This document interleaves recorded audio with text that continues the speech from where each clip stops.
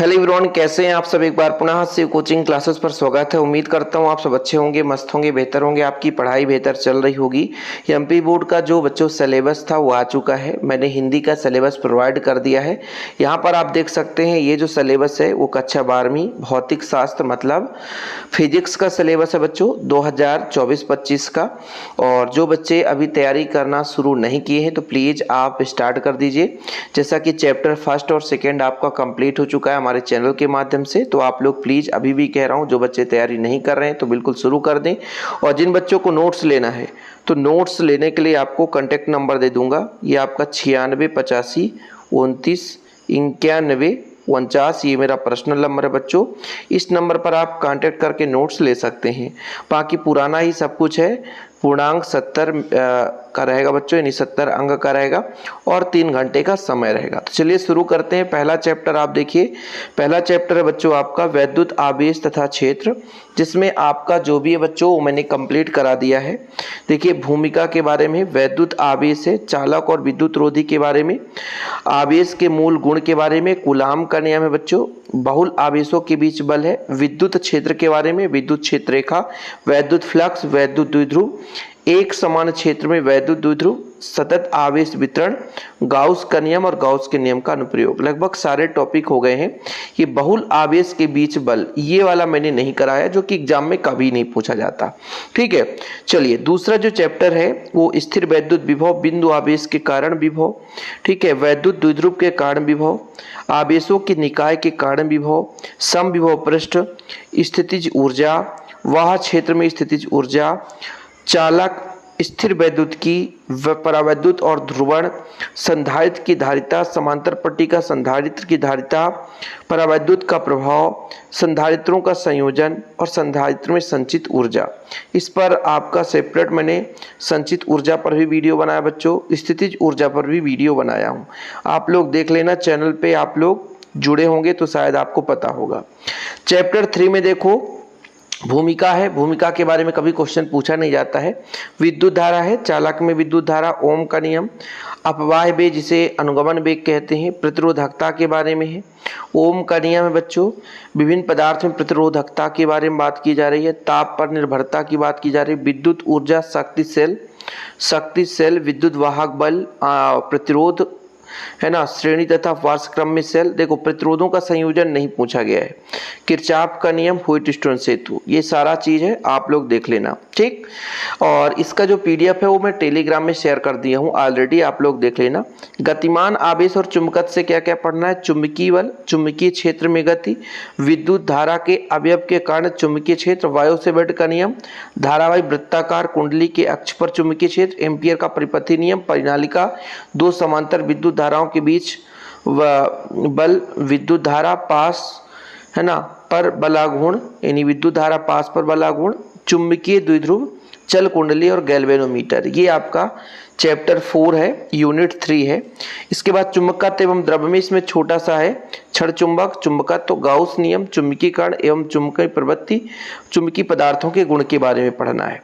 ठीक है बच्चों, इसके बाद आपका यूनिट 4 आ जाता है वैद्युत चुंबकीय प्रेरण से, फैराडे का नियम, हेनरी का प्रयोग, चुंबकीय फ्लक्स, प्रेरण का नियम, लेंज का नियम, ऊर्जा संरक्षण, गतिक विद्युत वाहक बल, प्रेरकत्व और प्रत्यावर्ती धारा जनित्र।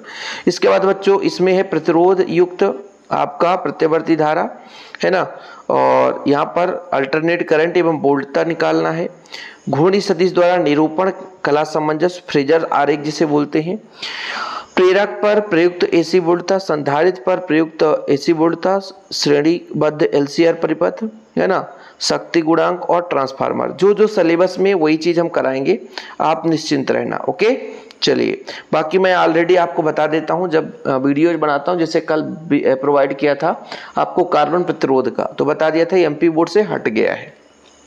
वैद्युत चुंबकीय तरंग में विस्थापन धारा, ये तरंगे हैं, विद्युत चुंबकीय स्पेक्ट्रम है, 3 टॉपिक हैं। देखो किरण प्रकाशिकी से बच्चों गोली दर्पण द्वारा प्रकाश का परावर्तन, अपवर्तन, पूर्णांतरिक परावर्तन, गोली पृष्ठ में लेंसों के द्वारा अपवर्तन, प्रिज्म में अपवर्तन, प्रकाशिक यंत्र के बारे में। तरंग प्रकाशिकी में देखो हाइगन के सिद्धांत का उपयोग करते हुए समतल तरंग का अपवर्तन परावर्तन, तरंगों का कलाबद्ध स्रोत है ना, कला असंबद्ध योग, प्रकाश तरंग का प्रतिकरण एवं अंक का प्रयोग। अब इसमें इतना कम दिया रहता है लेकिन इसके डिटेल्स में बहुत कुछ हमको देखना होता है बच्चों। किरण तथा द्रव की द्वैतीय प्रकृति में है, इलेक्ट्रॉन उत्सर्जन, प्रकाश विद्युत प्रभाव का प्रायोगिक अध्ययन है ना, तरंग सिद्धांत हो गया, आइंस्टीन का समीकरण हो गया, विकिरण का ऊर्जा क्वांटम के कड़ी प्रकृति के बारे में, फोटान तरंग की प्रकृति के बारे में ये चीज है।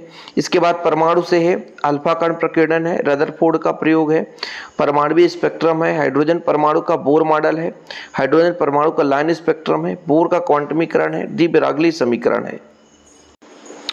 इसके बाद बच्चों अगला चैप्टर नाभिक से है, इसमें भूमिका है परमाणु द्रव्यमान, नाभिक की संरचना है, नाभिक का साइज है, द्रव्यमान ऊर्जा है, नाभिकीय बंधन ऊर्जा है, नाभिकीय बल है, रेडियो एक्टिविटी है, नाभिकीय ऊर्जा है।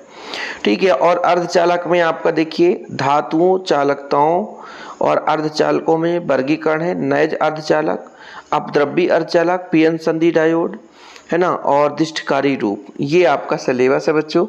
और देख सकते हैं कितने यूनिट से कितने अंक आएंगे। ब्लूप्रिंट की यदि बात की जाए बच्चों तो पहले जो ब्लूप्रिंट होता था, पुराना ब्लूप्रिंट, तो साफ लिखा करता था कि इस यूनिट से इतने यदि क्वेश्चन आ रहे हैं तो 3 नंबर के 2 क्वेश्चन, 5 नंबर के 2 क्वेश्चन ऑब्जेक्टिव हो। तो अब इस बार ऐसा नहीं रहता है। अब इस बार भी वही है कि इसमें से 16 नंबर का आना है। अब आपकी मर्जी है 3 नंबर कितना आएगा, 4 नंबर कितना हो, आप ढूंढते रहो। तो इसमें परेशान नहीं होना भाई, कभी भी कितने भी नंबर का पूछा जा सकता है। फर्स्ट यूनिट से आपका 16 नंबर हो जाएगा, यानी अध्याय आपका जो यूनिट फर्स्ट और सेकंड से 16 नंबर, 3 अध्याय में 16 नंबर। इसके बाद आपका यूनिट जो 3 है और 4 है इसमें 17 नंबर। ये भी क्लियर नहीं ना, पहले हर यूनिट से नंबर रहता था, लेकिन अब देखो 2 यूनिट मिला करके 18 नंबर। ठीक है। अंक योजना भी उतना सटीक एमपी बोर्ड वाले नहीं देते हैं कि बच्चों को कितना परेशानी होगा। देखो 7 और 8 यूनिट से 12 नंबर और आपका यूनिट 9 है उसमें से 7 नंबर। तो यहाँ पर यदि ब्लूप्रिंट कोई बच्चे कहते थे सर ब्लूप्रिंट का सही डायरेक्शन बताइए, किस चैप्टर से कितने अंक आएंगे, तो अब वो जमाना गया भैया। एमपी बोर्ड का भी पैटर्न सब बदल चुका है, तो वो जमाना अब नहीं रहा। यहाँ पे जरूर बताता है भाई कि 6 नंबर का सही विकल्प, 6 नंबर का रिक्त स्थान, 5 7 7 6 नंबर का सही जोड़ी और एक बाग में उत्तर 5 अंक का टोटल हो जाएगा 40%, मतलब 70 का 40% बच्चों 28 क्वेश्चन, 7 चौक 28 नंबर का यहाँ पर वस्तुनिष्ठ वगैरह रिक्त स्थान ऑब्जेक्टिव क्वेश्चन पूछे जाएंगे। बाकी 2 अंक के है ना 7 प्रश्न होंगे, 3 अंक के 4 प्रश्न और 4 अंक के 4 प्रश्न। ये रहा एमपी बोर्ड का मेन सिलेबस, किस प्रकार से अंक योजना के आधार पर पूछा जाएगा सिलेबस में। तो आप लोग विधिवत तैयारी करना शुरू कर दें। बाकी स्टार्टिंग में ही मैं अपना कॉन्टैक्ट नंबर दे दिया हूँ 96 85 29 91 49। ये मेरा पर्सनल नंबर है बच्चों, इस पर आप कॉन्टैक्ट करके नोट्स ले लें, प्रॉपर रूप से तैयारी करें। 9685299149।